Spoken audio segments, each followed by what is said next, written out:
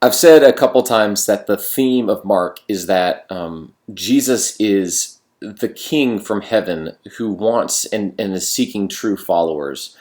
And I think when we hear that Jesus is this authoritative king, for us as 21st century Americans, that can sound not very fun because we live in a culture that values independence and does not like, in general, we don't like authority. We tend to be distrustful of authority. We tend to be skeptical of people in power. That's just something that's true about our culture.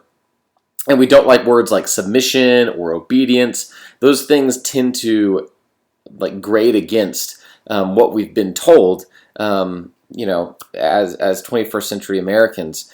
And I think there is an element that when we're following, sinful human beings, that yeah, sometimes they do.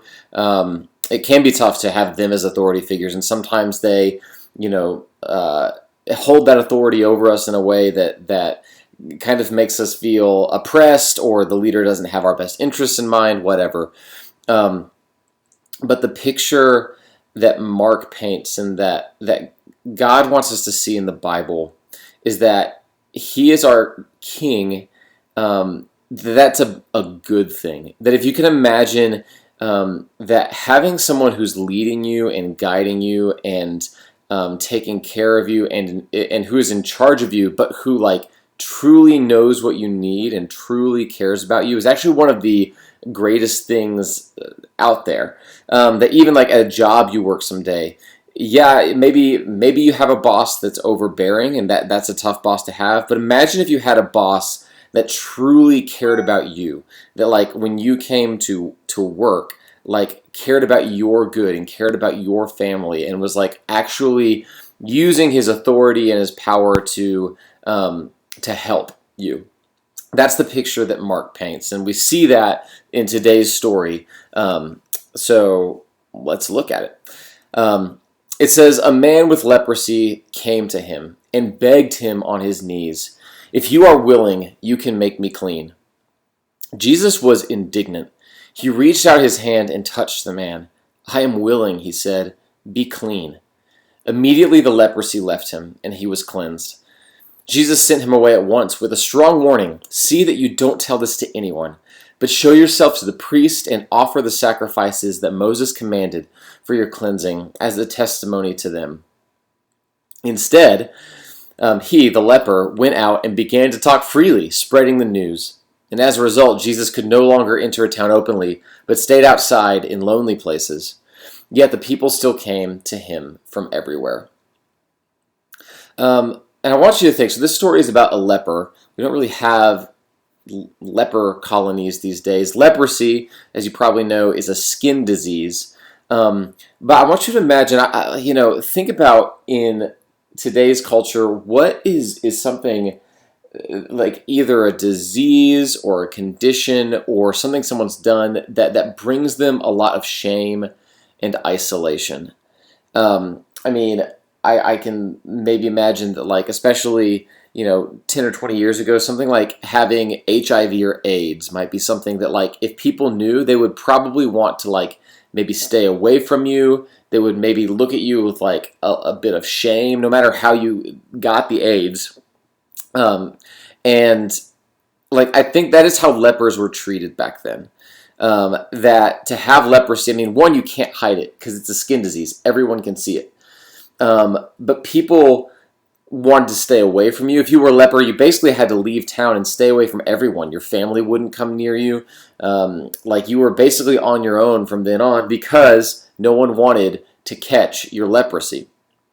And people looked at it with a bit of stigma because, especially back then, they assumed that if you had some kind of crippling, deforming disease like this, it was probably because you deserved it. It was probably because you did something wrong and that you were being punished for what you did.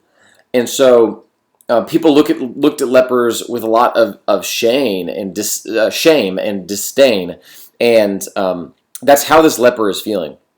And so again, I don't know in your life, whatever sin struggle, whatever it might be, that if people saw this, if this was something in my life that was exposed, whatever sin struggle it might be, and just on my skin for everyone to see, that they would kind of back away in sort of disgust. That is what this leper has felt for however long he's had this disease, probably years, that no one has really interacted with him. Or if they look at him, they like immediately look away because they just can't stand to look at him. So he comes to Jesus and says, if you're willing, you can make me clean. He believes. Now it says here that Jesus was indignant, or your translation might say had compassion. Compassion means to like it's two things, co and passion. Passion means to suffer. To have compassion for someone means to be able to feel their suffering and suffer alongside with them. Now, what does that have to do with being indignant? Why was Jesus also indignant? I think there's this like rising up of passion and almost anger at a couple things. One, just anger at the brokenness of humanity, and just this sort of like sadness that almost leads to just like frustration inside Jesus at what's going on in this guy's life. But I think there's also this indignation that this guy would even say, if you're willing. It's almost like Jesus is indignant at the fact that like, that someone would even question whether he or not he would want to help this man.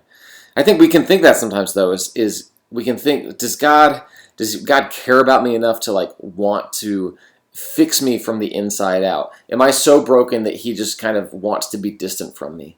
And instead, in the story, we see that Jesus is compassionate on this man, and he reaches out his hand and touches this leper, which is a big deal. Like, this guy has probably not had anyone come close to him for years, much less touch him. And Jesus reassures him and said, yes, I'm willing, be clean. And Jesus changes this man's life and heals him.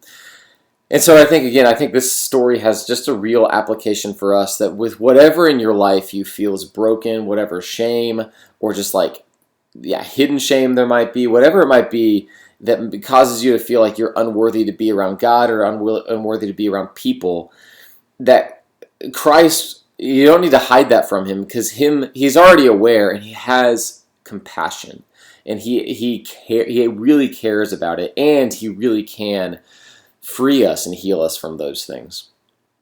One last thing, Jesus tells the man not to tell anyone, and you might be wondering, why is that?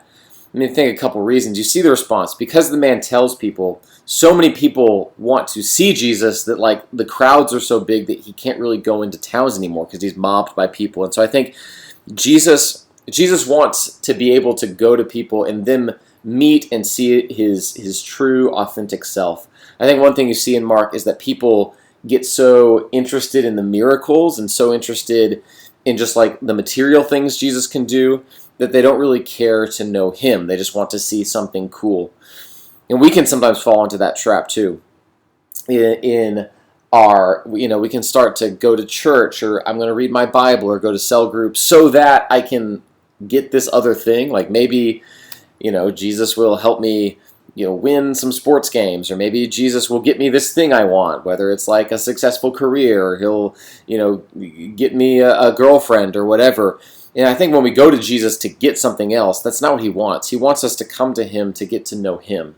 And that's what we all would want in relationships. We don't want people to come to us to like use us for some kind of material gain. So I think that's why Jesus is saying, don't tell people, because I want them to really meet me. I don't want them to just be coming to like see fancy miracles.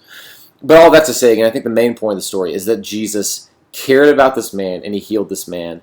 And Jesus cares about you. And he has the power to work in your life to free and to heal you.